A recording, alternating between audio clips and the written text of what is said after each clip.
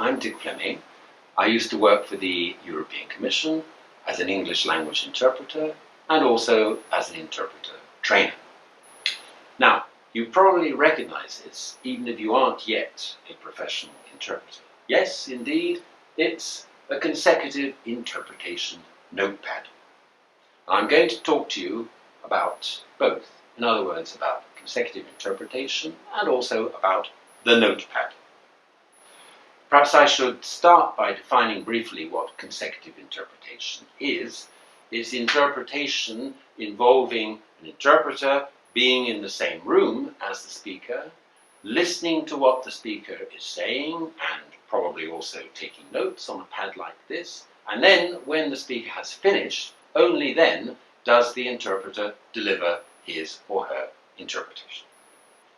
Now, I have to say that I've used a good few of these during my career.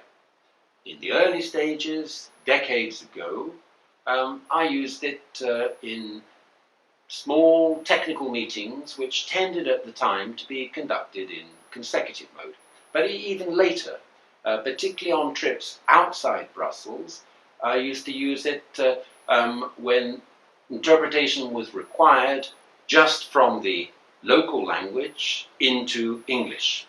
And very often in a situation where we were miles from the nearest simultaneous interpretation facilities anyway, such as on an ostrich farm in northern Greece.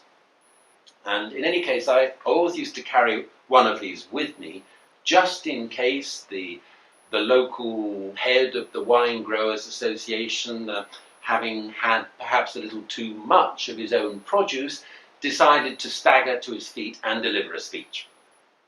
So you could say that the pad and the pen are the tools of the trade of the consecutive interpreter. Although in an emergency you can always grab a menu and scribble on the back of that, and in certain cases you might even be able to do a certain amount of interpreting without anything to write on at all. A bit like a trapeze artist performing without a safety net. But that's all right for the trapeze artist because he may want to display bravura to show how good he is. In our case, performing without a notepad is rather pointless. And in any case, if we're doing it just to show off, I would say it's even unprofessional. So the notepad is a useful tool, especially when speeches get longer and more rambling than the perfectly constructed little ditties served up by teachers of consecutive interpretation on interpreting courses.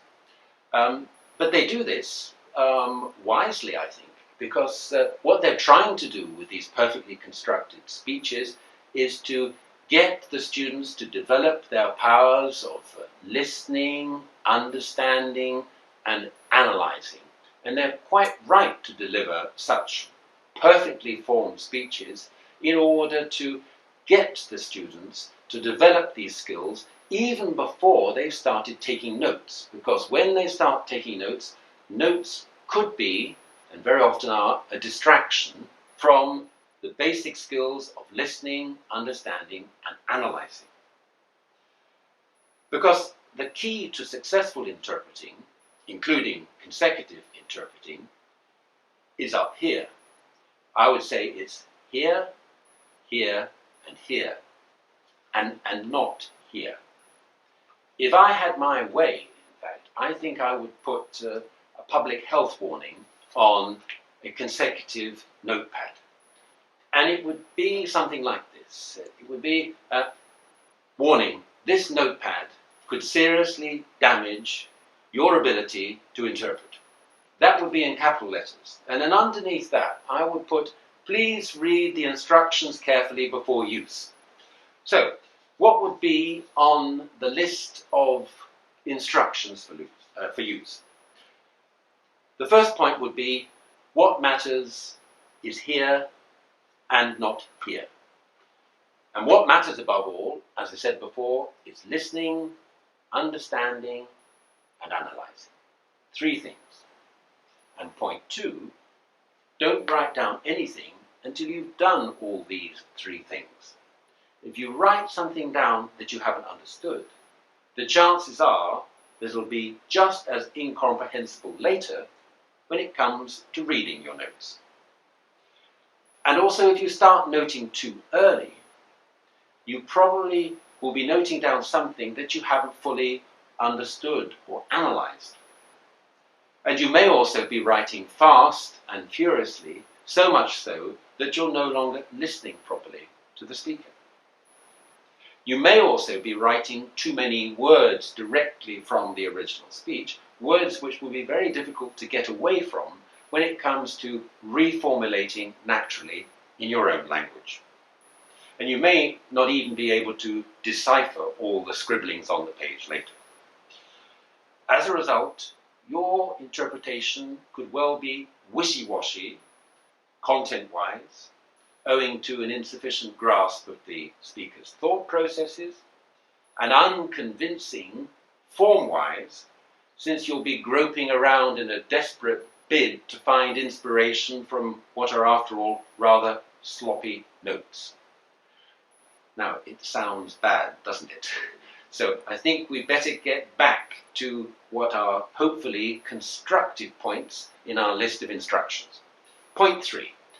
Note down the main ideas and the links between them. That is, the structure of the speaker's arguments, rather than the words he or she has used.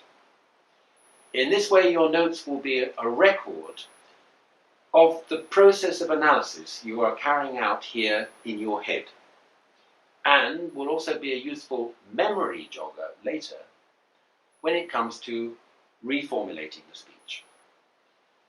Another advantage of consigning this structure to paper is the fact that you'll be able to concentrate even more on what the speaker is saying at any particular moment, in the knowledge that you have a foolproof safety net to fall back on if your memory fails you. It's a bit like the sensible trapeze artist who has decided to have a safety net, and who can thus concentrate on what he is doing in the knowledge that he's going to be okay, even if things go wrong.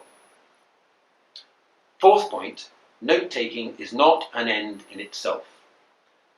None of the delegates in the meeting care at all what you write down on your notepad. All that counts is the quality of the interpretation. And a fifth point, the way you take notes is a highly personal affair. Teachers of interpretation like to give some basic tips about what and how to note, things that seem to work for them and other professional interpreters, and quite right they are to do so.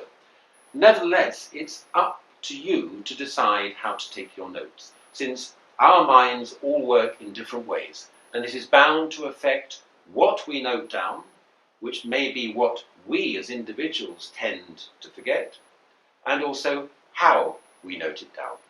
It's what suits us best. And this brings me on, finally, if I have time, to deal with a couple of frequently asked questions. Firstly, should I note down words or symbols? Well, it depends. It depends on the situation, and it depends on you. Words can be very useful, especially if they are keywords encapsulating the basic ideas. They can even be necessary when you need to quote what somebody has said later. But symbols can be very quick to jot down and have the advantage of jumping out at you from the page. And if you use them regularly, they're like faithful friends. Secondly, in which language should I take my notes? In the source language, in the target language, or in the mix of the two? Again, I would say whatever works for you. I know interpreters who always note in English because it's shorter, even if they're interpreting from Macedonian into German. I do too, but of course I only ever worked into English, so it came naturally. But also the fact that I was noting in the target language enabled me to reformulate more easily. So that's it. You've had your warning, but if you follow your teacher's instructions and use your notepad properly, you should, sooner or later, find it a help rather than a hindrance and come to love it like I did. Thank you.